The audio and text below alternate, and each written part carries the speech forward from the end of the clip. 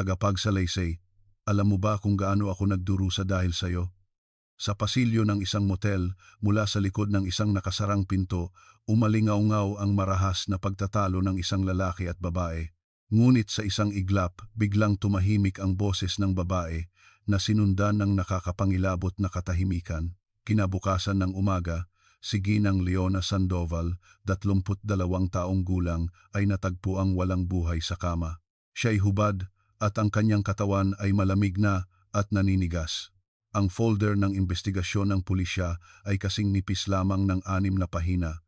Ang kanyang asawa, si Jose Joey Reyes, ay iginiit na mayroon siyang perpektong alibi at ang pulis na humahawak ng kaso, si Kapitan Ricardo Ricky De Leon, ay nagkataong miyembro ng kanyang kapatiran. Mabilis na isinara ang kaso bilang isang alitan dahil sa love triangle ng isang babaeng di matapat.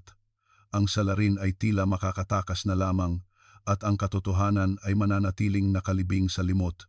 Ngunit, makalipas ang 3 taon, isang motel na malapit ng magsara ang nakahanap ng isang maalikabok na logbook ng mga bisita habang naglilinis ng kanilang bodega. Ito ang nagdulot ng isang makapanindig balahibong pagbabago sa buong kaso. Dahil ang bisita sa kabilang kwarto na siyang malinaw na nakarinig sa pagkawala ng boses ng babae, ang kanyang tunay na pagkakakilanlan ay nakatala sa logbook na iyon. Siya ay walang iba kundi ang pinakapinagkakatiwalaang kasosyo ng asawa ng biktima, si Mario David. Kalaunan, natagpuan pa ng pulisya sa mga gamit ng kasosyong ito ang isang naninilaw na papel kung saan nakasulat, "Pinagawa ito sa akin ni Boss Joey. Totoong ako ang gumawa, pero hindi ko intensyong patayin siya. Nadulas lang ang kamay ko." Isang perpektong pinagtakpang alibi, isang katotohanan ng pagpaslang na nabunyag lamang makalipas ang 3 taon. Ano nga ba ang tunay na nangyari sa ikalawang palapag ng motel noong gabing iyon? Ngayon, ikukwento ko sa inyo ang kaso mula 1997, ang Batangas Motel Murder Case. Bago magsimula ang kwento, kung gusto ninyo ang aming nilalaman, mangyaring pindutin ang subscribe at like. Malugod din naming tinatanggap ang inyong mga komento para sabihin sa amin kung saang panig ng mundo kayo nakikinig at personal ko kayong babatiin. Ngayon, simulan na natin ang kwento. Mula sa sentro ng Metro Manila, kung magmamaneho ka patimog sa South Luzon Expressway ng halos kalahating oras, mararating mo ang isang simpleng bayan sa Batangas na nagngangalang Taal. Tuwing araw ng palengke, nagiging abala at masigla ang bayan. Ang mga matatandang nagtitinda na may mga kariton at mga puwesto ng sari-saring paninda ay nakahanay sa magkabilang gilid ng kalsada. Sa harap ng bodega ng kooperatiba ng mga magsasaka, ang mga truck na puno ng ani ay pumipila na mula pa madaling araw. Sa sentro ng bayan, magkakatabi ang barberya, tindahan ng mga gamit pang-eskwela at karinderya. Sa tapat nito ay isang luma at may kalumaang inn na gawa sa yero ang bubong at sa tabi nito ay isang bahagyang mas bagong motel. Ito ang taglagas ng 1997, ilang buwan na lamang bago manalasa sa Pilipinas ang epekto ng Asian financial crisis. Noong mga panahong iyon, hindi pa namamalaya ng mga tao ang paparating na unos. Ang maliit na bayang ito ay patuloy na umiikot sa sarili nitong mabagal na ritmo, nakaiba sa labas ng mundo. Si Leona Sandoval ay hindi likas na taga-Taal. Siya ay isinilang sa Quezon City at nakilala ang kanyang asawa, si Jose Joey Reyes, sa edad na 26. Pagkatapos nilang ikasal, sumama siya rito at lumipat sa malayong bayang ito. Ang pamilya niya ay nasa Quezon City habang ang kanilang tahanan ay nasa isa pang maliit na baryo, mga 15 minuto pang biyahe mula sa bayan ng Taal. Mula nang ikasal, nakatira na siya sa iisang bubong kasama ang kanyang biyenan. Ayon sa alaala ng mga kapitbahay, tila hindi kailanman naging maganda ang samahan ng magbiyenan. Ang kanyang biyenan ay isang taong dominante at malakas ang personalidad. Siya, yung tipo ng biyenan na kahit pagpasok ng manugang, ayaw ibigay ang kusina paggunita ng isang kapitbahay. Ang asawa niyang si Joey Reyes ay isang sales agent sa isang kumpanya ng construction supplies sa Makati. Dahil kailangan niyang personal na bisitahin ang mga kliyente, madalas siyang wala sa bahay. Nangangahulugan ito na madalas na mag-isang hinaharap ni Leona ang kanyang biyenan, kaunti lang ang nakakakilala sa kanya sa bayan. Ang mga kaibigan ng kanyang asawa ang halos bumubuo ng kanyang buong social circle. Ang tanging lugar na regular niyang pinupuntahan ay marahil ang maliit na beauty parlor sa bayan. Naalala ng may-ari ng parlor, tahimik lang si Leona. Sa tuwing pupunta siya, tahimik lang siyang uupo at pagkatapos ayusin ang buhok niya, tahimik na ring aalis. Kahit na mukha siyang pagod, hindi siya kailanman kusang nagrereklamo. Isang beses lang, habang naghihintay na matapos ang pagpapakulot ng kanyang buhok, tila bumulong siya sa sarili. Lagi na lang hindi sinasagot ng asawa ko ang mga tawag ko. Ang mga salitang iyon ay parang sinabi lang sa hangin. Habang nag-iisip pa ang may-ari kung paano tutugon, iniba na ni Leona ang usapan. Walang anak sina Leona at Joey. Sabi ng mga kapitbahay, ang hindi pagkakaroon ng anak sa loob ng 6 na taong pagsasama ang pangunahing dahilan ng hidwaan nila ng kanyang biyenan. Bagamat hindi alam ng mga tagalabas ang mga detalye ng kanilang mga pagtatalo, may isang bagay na nagpapahiwatig ng tensyon noon. Ayon sa ina ni Leona, sa loob ng 6 na taon ng pag-aasawa ng kanyang anak, ni minsan ay hindi ito nakauwi sa kanila tuwing may okasyon. Ang lahat ng pangungulila ay idinadaan na lamang sa telepono, ngunit kahit ang mga tawag na iyon ay madalas na napuputol pagkatapos lang ng ilang salita. Alam ng ina na nahihirapan ang kanyang anak, ngunit hindi niya alam kung paano magtatanong. Sa tuwing ibababa niya ang telepono, laging may mabigat na pakiramdam sa kanyang dibdib. Saan nagmumula ang kabigatang iyon? Hindi niya maintindihan noon. Hanggang sa paglipas ng mahabang panahon, sa kanya lamang nalaman ang dahilan. Oktubre 1997, sinimulan ng kulayan ng hanging amihan ang mga kabundukan. Mainit pa rin ang sikat ng araw sa umaga, ngunit paglubog nito, bumabagsak ang temperatura at nagiging malamig ang hangin, sapat upang makakita ka ng singaw sa iyong hininga. Sa maliliit na eskinita, nagsimulang maglabasan ang mga truck na may kargang uling. Sa ganoong panahon, noong taglagas na iyon, tila may natuklasan si Leona, isang sikreto tungkol sa kanyang asawa. Ang balangkas ng sikretong ito ay naging malinaw lamang pagkalipas ng 3 taon, ngunit sa panahong iyon, walang anumang tala na nagpapakitang nagbahagi siya kanino man. Kung nagsalita kaya siya noon, mag-iiba kaya ang kahihinatnan? Ang tanong na ito ay nananatiling walang sagot hanggang ngayon. Gabi ng Sabado, Oktubre 11, 1997. Sa isang kwarto ng motel sa bayan ng Taal, natagpo ang patay si Leona Sandoval, hubad at walang buhay. Siya ay 32 taong gulang. Ang oras ng pag-report ay pasado 10:00 ng gabi. Ayon sa empleyado ng motel, isang bisita sa kabilang kwarto ang nagreklamo tungkol sa kakaibang ingay. Kumatok siya sa pinto, ngunit walang sumasagot, kaya't ginamit niya ang spare key para buksan ito. Ganito inilarawan ng empleyado ang kanyang nakita. Noong una, akala ko tulog lang siya. Nang buksan ko ang ilaw, doon ko napansin na may mali. Mabilis na dumating ang mga pulis mula sa himpilan at sumunod din ang mga investigador mula sa presinto. Sa loob ng kwarto, ang bintana ay nakalock mula sa loob at ang pinto ay nakasara. Si Leona ay nakahiga sa kama, walang saplot at may mga pasa sa katawan. Ngunit ang mga investigador na nasa eksena ay mabilis na gumawa ng konklusyon. Ang lokasyon ay isang motel. Ang biktima ay hubad, ang 2 elementong ito ay sapat na. Para sa kanila, malinaw na ang kaso. Kinabukasan, kumalat na ang balita ng pagkamatay ni Leona sa buong bayan.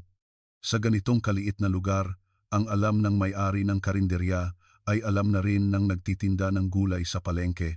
Ang alam ng tindera ay alam na rin ng empleyado sa kooperatiba. Ang bilis ng pagkalat ng balita ay kasing bilis ng pagbaluktot sa kwento. Ang motel at ang hubad na katawan ang naging pundasyon ng mga tsismis. Ang imahinasyon ng mga tao sa bayan ang nagdagdag ng laman at buto. Mabilis na nabuo ang isang kwento tungkol sa namatay na babae, ngunit ang imaheng iyon ay walang kinalaman sa tunay na Leona Sandoval. Kailan nalaman ni Joey Reyes ang masamang balita? Ayon sa case folder, iginiit niyang nasa isang business trip siya noong gabing iyon. Pagkatapos bisitahin ang isang kliyente sa Metro Manila, pauwi na raw siya nang makatanggap ng tawag mula sa pulisya. Pasado 11:00 na raw iyon ng gabi at malapit na ang hating gabi nang makarating siya sa lugar ng krimen. Isinulat ng investigador na nakasaksi sa kanyang pagdating na si Joey ay kakaibang kalmado, hindi siya umiyak. Siyempre, iba-iba ang reaksyon ng bawat tao sa trahedya, kaya't hindi ito maaaring maging basehan ng anuman. Ngunit ang deskripsyon na ito ay naging isang maliit na punto ng pagdududa nang muling buksan ang investigasyon. Sa proseso ng investigasyon, dalawang pangunahing bagay ang ginawa ni Joey.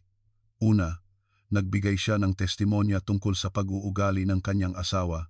Pangalawa, ginabayan niya ang direksyon ng investigasyon ng pulisya patungo sa isang partikular na konklusyon.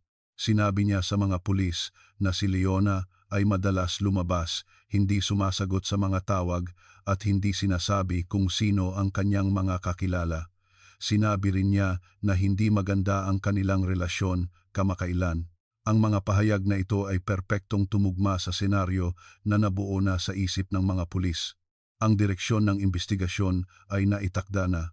Ang namatay na babae ay sumama sa isang lalaki sa kwarto at ang lalaking iyon, sa kung anumang dahilan, ay pumatay sa kanya. Gayunpaman, napakaraming hindi maipaliwanag na mga butas sa ebidensya. Una, ang taong nag-check-in sa kwarto. Ayon sa empleyado ng motel, isang lalaki ang mag-isang nag-check-in noong hapon. Sino ang lalaking ito? Ano ang relasyon niya kay Leona? Walang makapagsabi.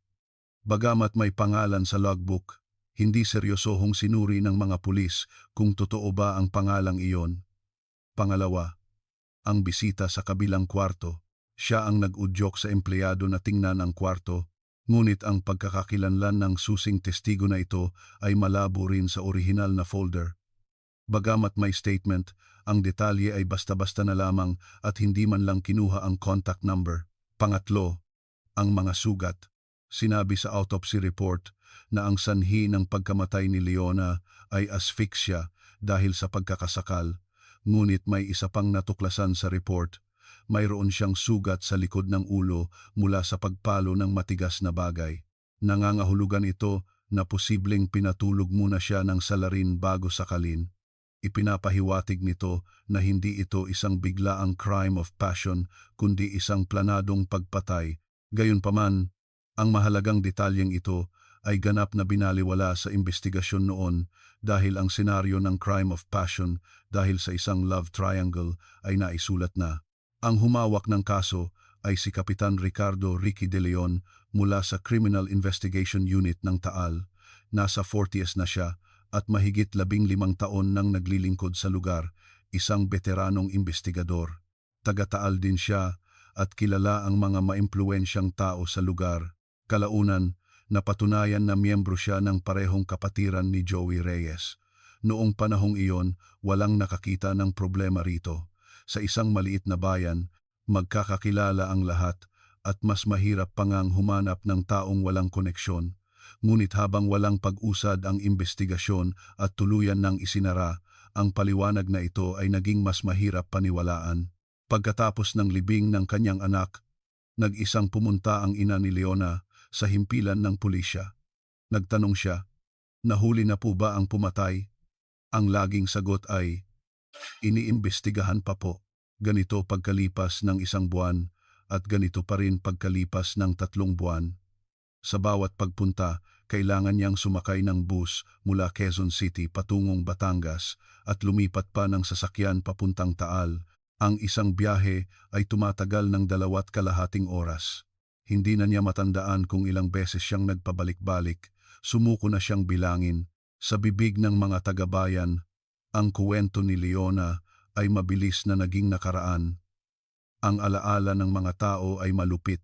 Hindi siya naaalala bilang isang kaawa-awang biktima, kundi bilang isang babaeng hindi nag-ingat dahil matagal nang tinanggap ng lahat na siya mismo ang pumasok sa kwartong iyon. Ang mga patay ay hindi maipagtatanggol ang kanilang sarili. Ang taong makapagsasabi ng katotohanan noong gabing iyon ay hindi kailanman lumitaw hindi hanggang sa panahong iyon. Balikan natin ang Sabado, Oktubre 11, 1997. Ang orihinal na investigasyon ay hindi man lang sinubukang buuin ang kanyang mga huling sandali dahil mayroon na silang konklusyon at ang lahat ng ebidensya ay pinilit na lamang upang umayon dito. Ngunit ang mga tala ay nanatili. Kahit na watak-watak at natabunan, hindi sila nawala. Ito ang mga kumpirmadong bakas.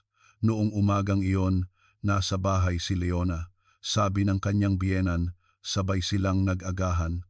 Pagkatapos niyang maghugas, bumalik siya sa kanyang silid. Umalis ang biyenan bandang 9 ng umaga para pumunta sa isang aktibidad sa barangay hall. Pagkatapos noon, walang nakakaalam sa kinaroroonan ni Leona. 11:20 ng umaga, may naitalang transaksyon sa ATM ng isang rural bank sa bayan.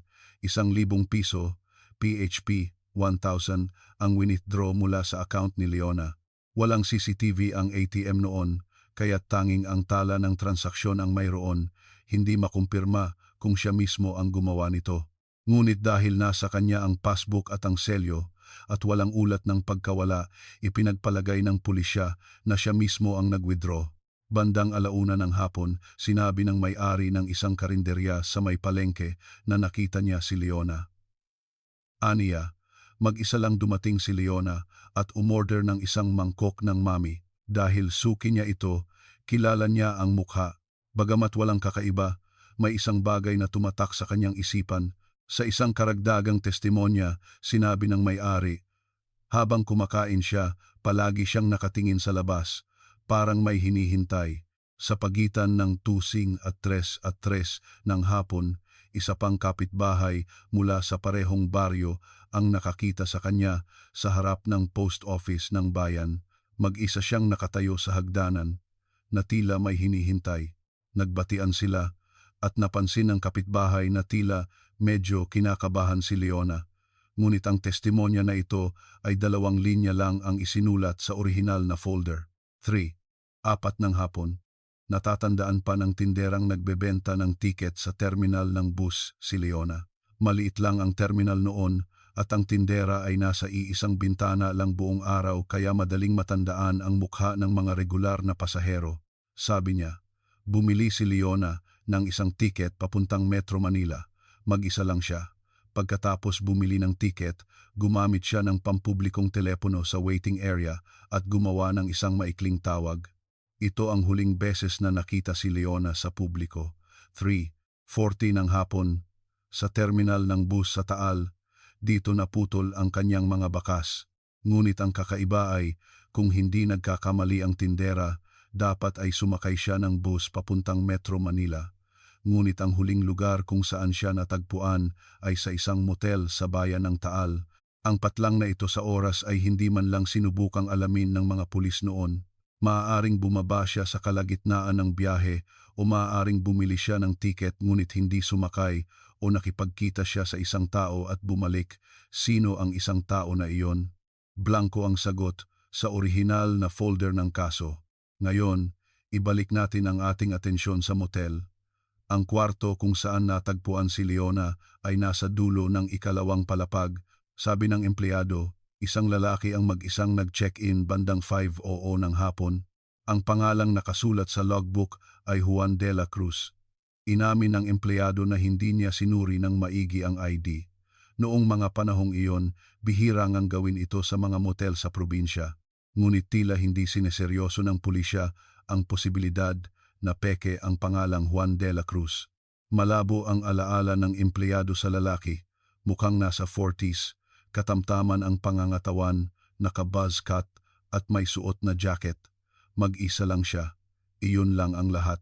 Kailan pumasok si Leona sa kwarto, hindi nakita ng empleyado. Kung sabay ba silang pumasok o magkahiwalay, walang nakakaalam. At pagkatapos, ang bisita sa kabilang kwarto, ang susing nag-report ng insidente, bandang 10. Nang gabi, nagreklamo siya sa front desk tungkol sa kakaibang ingay mula sa kabilang kwarto. Nang tingnan ng empleyado, natagpuan niya ang bangkay ni Leona. Ano ang kakaibang ingay na narinig ng bisitang ito? Ganito ang nakasulat sa tala. Narinig niya ang isang pagtatalo, boses ng isang lalaki at isang babae. Ngunit sa kalagitnaan ng sigawan, biglang nawala ang boses ng babae. Pagkatapos noon, bumalot ang nakabibinging katahimikan sa kwarto. Ang katahimikang iyon ang nagparamdam sa kanya na mayroong mali. Ang testimonya na ito ay naglalaman ng napakahalagang impormasyon. Ngunit ang pagkakakilanlan ng susing bisita na nagbigay nito ay hindi maayos na naitala sa folder. May pangalan, ngunit walang contact information at hindi rin na-verify ang address. Isang pahina lang ng testimonya at pagkatapos noon ay hindi na siya muling ipinatawag para sa karagdagang paliwanag. Ito ang isa sa mga bagay na labis na ipinagtaka ng mga investigador na muling nagbukas ng kaso.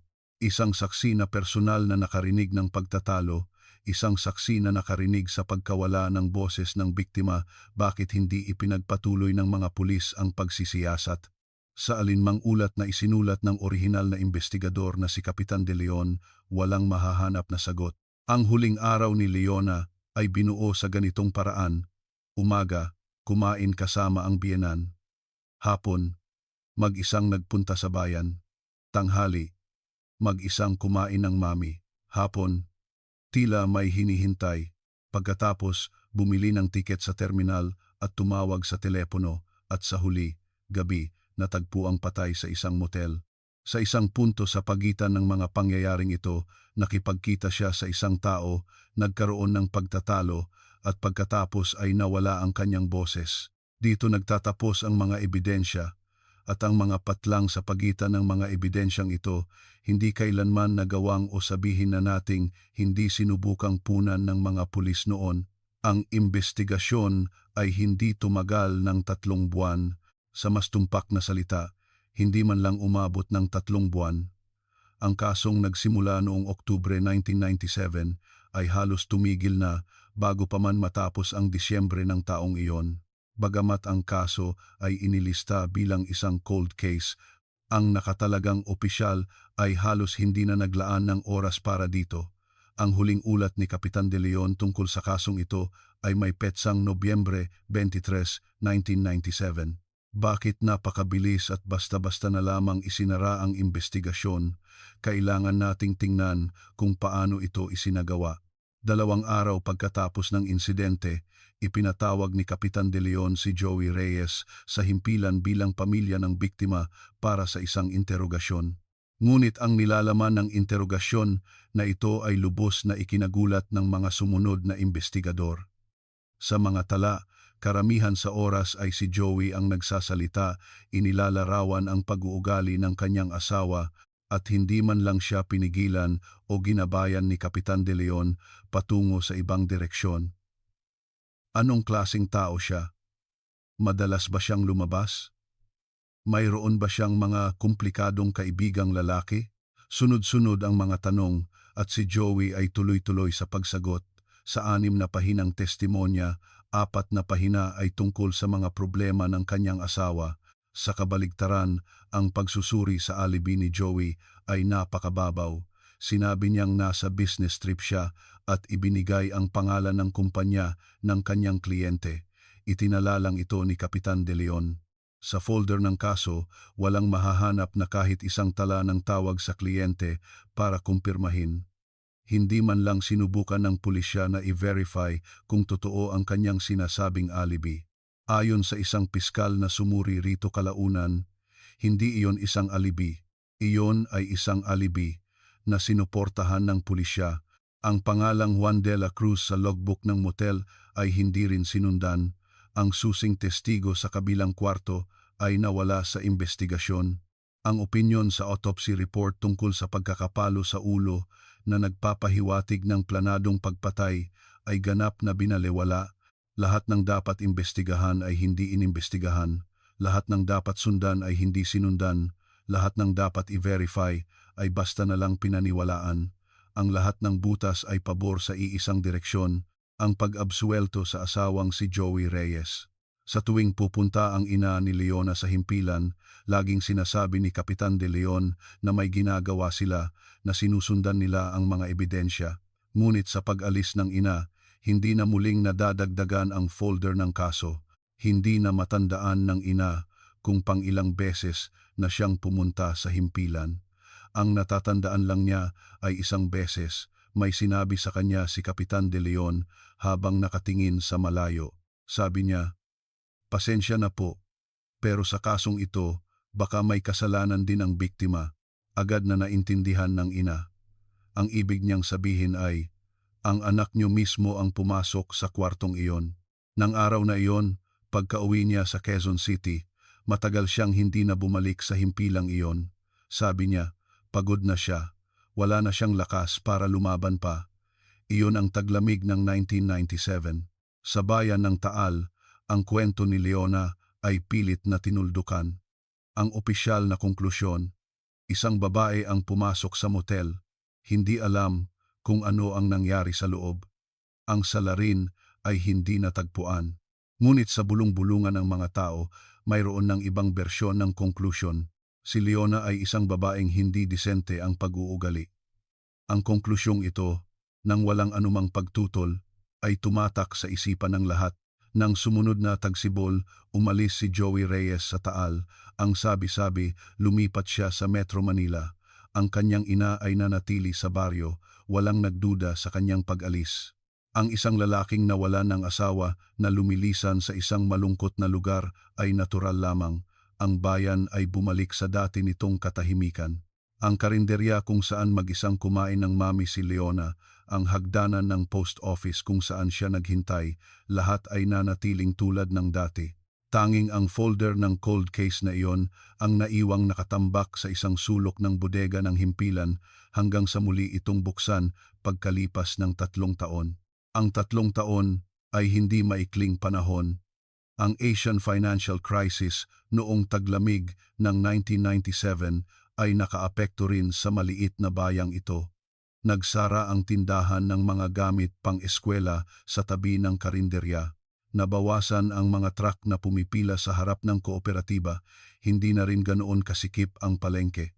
Ang motel kung saan namatay si Leona ay patuloy pa ring nag-ooperate, ngunit dahil sa patuloy na paghina ng ekonomiya, humina na rin ang negosyo. Noong tagsibol ng 2000, sinimulan ng pag-isipan ng may-ari na magsara. Tag-init ng 2000, nagpasya ang may-ari na isara na ang negosyo. Habang nag-aayos ng mga gamit, natagpuan niya sa isang kabinet sa opisina ang isang tumpok ng mga logbook ng bisita na nakaayos ayon sa taon mula pa noong magbukas sila. Ayon sa regulasyon, ang mga dokumentong ito ay kailangang isumite sa lokal na himpilan ng pulisya kapag nagsara ang negosyo, kaya't ang malaking tumpok ng mga tala mula 1997 hanggang 2000 ay dinala sa himpilan ng pulisya ng Taal. Ang mga logbook na ito ay inilagay ng isang clerk sa bodega kung saan itinatago ang mga lumang dokumento. Kung walang nangyaring di inaasahan, doon na sana sila tahimik na mabubulok, ngunit may nangyaring di inaasahan.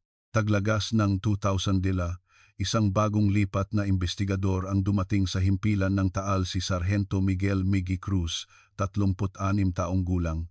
Habang iniimbestigahan ang isang ibang lumang kaso, pumasok siya sa bodega para maghanap ng impormasyon.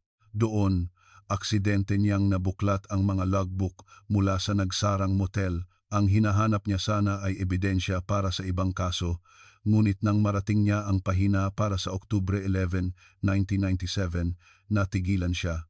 Sa talaan para sa mga kwarto sa ikalawang palapag, 2 pangalan ang nakarehistro. Ang isa ay ang pangalang Juan de la Cruz, na matagal nang napatunayang peke, at ang isa pa, sa tabi mismo nito ang pangalan ng bisita sa pakabilang kwarto.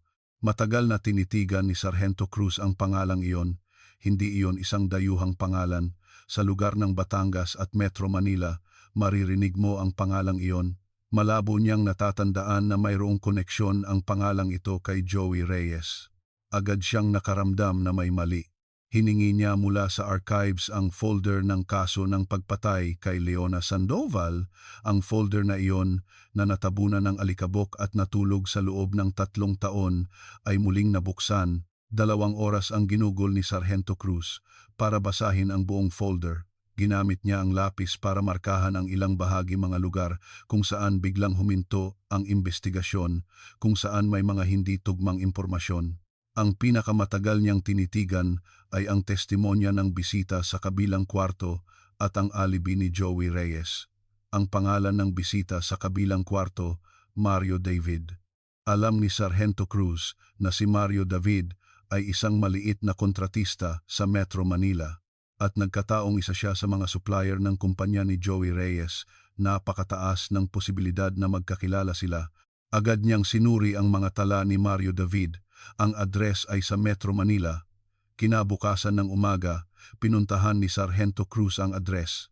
Ang nagbukas ng pinto ay ang asawa ni Mario David. Nang tanungin ni Sargento Cruz kung nasa bahay si Mario, biglang naging komplikado ang ekspresyon ng asawa. Sinabi niya na ang kanyang asawa ay pumanaw na 2 taon na ang nakalipas noong taglamig ng 1998 dahil sa isang aksidente sa sasakyan. Natulala si Sargento Cruz. Ang pinakamahalagang testigo ay patay na pala at nangyari ito wala pang 1 taon matapos basta-basta na lamang isara ang kaso ni Leona.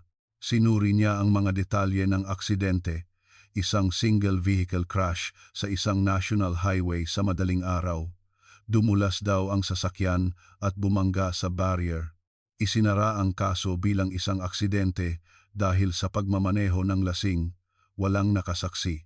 Tinanong agad ni Sargento Cruz ang biyuda kung may natatandaan siyang kakaiba sa kilos ng kanyang asawa noong bandang Oktubre 1997.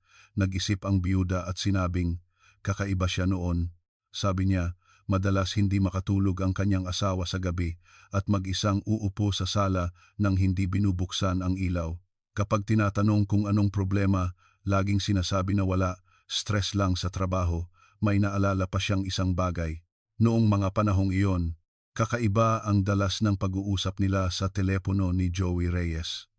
Sa tuwing sasagutin niya ang tawag, sadyang hinihinaan niya ang boses at lumalayo para magsalita.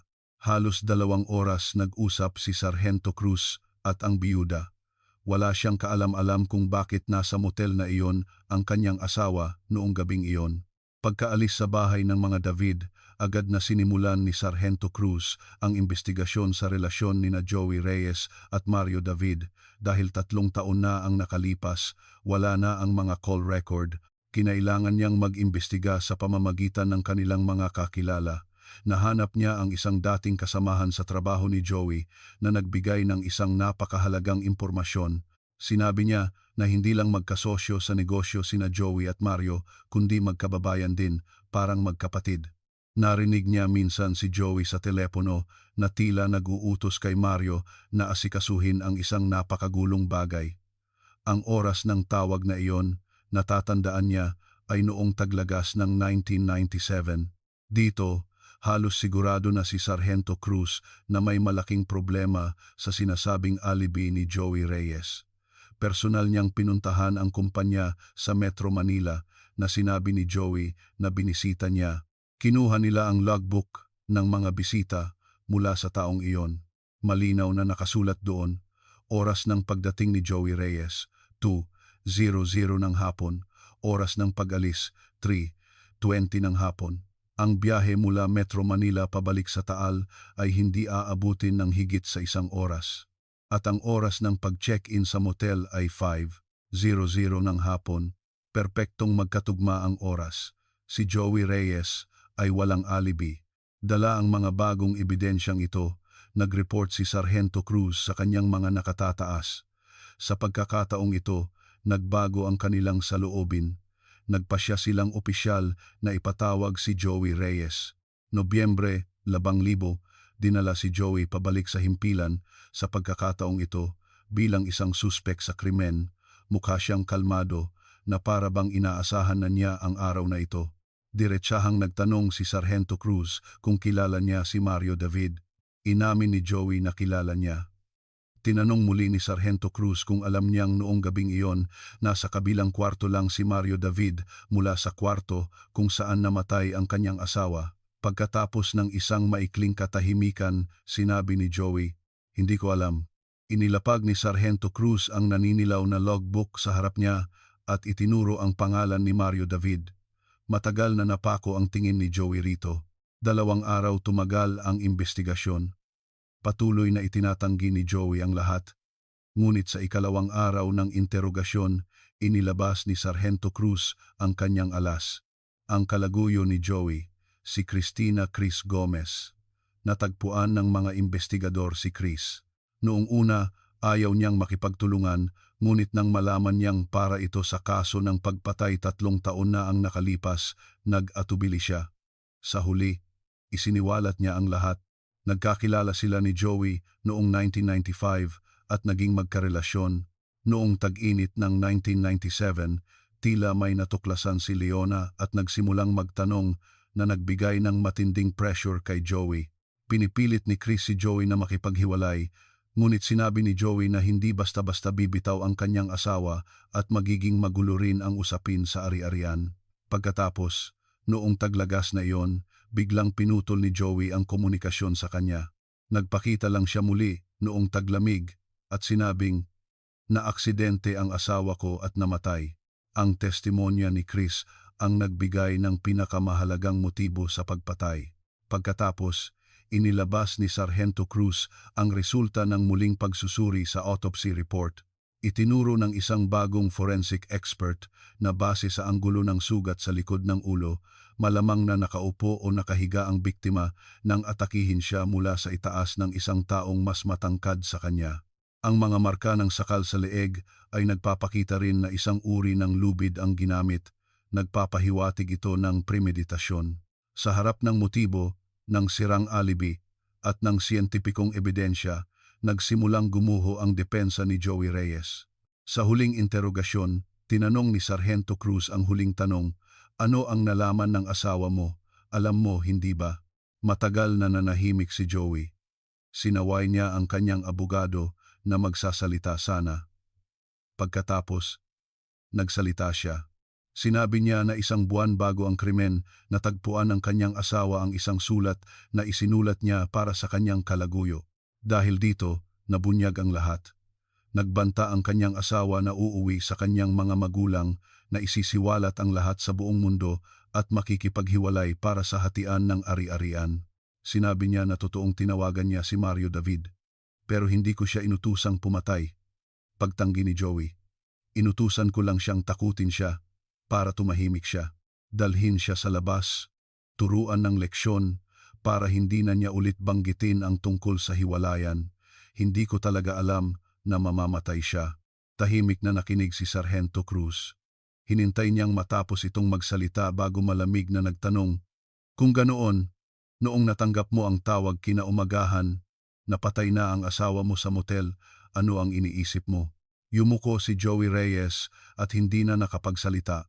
Bagamat pananakit lamang ang inamin ni Joey, sa sandaling umamin siya, buo na ang larawan ng katotohanan.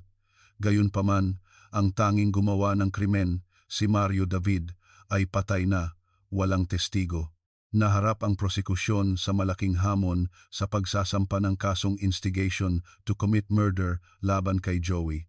At sa sandaling iyon, ang asawa ni Mario David ay kusang pumunta sa himpilan ng pulisya.